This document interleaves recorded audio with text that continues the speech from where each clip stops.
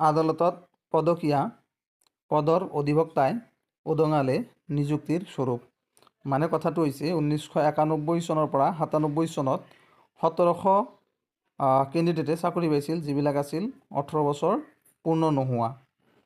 উগ্ৰপন্থীৰ নিৰ্দেশত সেই ভাগৰত এই নিযুক্তি প্ৰক্ৰিয়া অনুষ্ঠিত হৈছিল।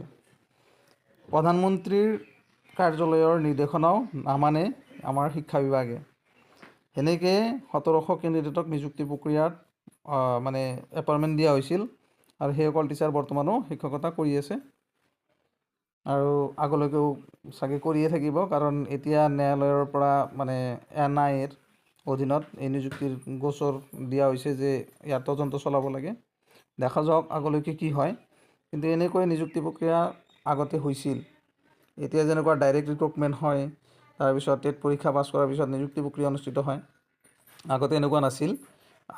কাৰোবাৰ চিনাকি, কাৰোবাৰ আপোন মানুহ, কোনোবাৰ ঘৰৰ মানুহ, এনেকৈ চাকৰি দিয়া হৈছিল। কিছুমানে টকা লৈ চাকৰি লৈছিল, কিছুমানৰ চাৰ্টিফিকেট নাই, বনাই দি তাৰপিছত চাৰ্টিফিকেট বনাই চাকৰি লৈছিল। এনেকুৱাকৈ বহুতো টিচাৰ আগৰ দিনত চাকৰি পাইছিল। বৰ্তমান এইবিলাক সম্ভৱ নহয়, কাৰণ সকলোৱে কোৰ্ট কেছ, চাকৰি বিজ্ঞাপন ওলালেই কোৰ্ট কেছ কয় বা ডাঙৰ ডাঙৰ পন্থা হাতত লয়, আন্দোলন কৰে, ৰাজপথত ওলায়, টেট পৰীক্ষা পাতিব লাগে প্ৰতি বছৰে, সেইবিলাকো কৰে।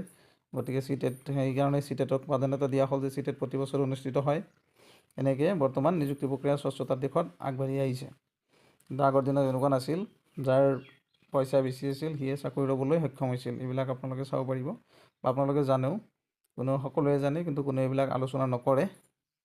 তো এনেকৈ নিযুক্তি প্ৰক্ৰিয়া অনুষ্ঠিত হৈছিল, আৰু এই 1700 যি নিযুক্তি প্ৰক্ৰিয়া অনুষ্ঠিত হৈছিল, এইবিলাক নাবালক আছিল। তেওঁলোকৰ বয়স 18 বছৰ হোৱা নাছিল।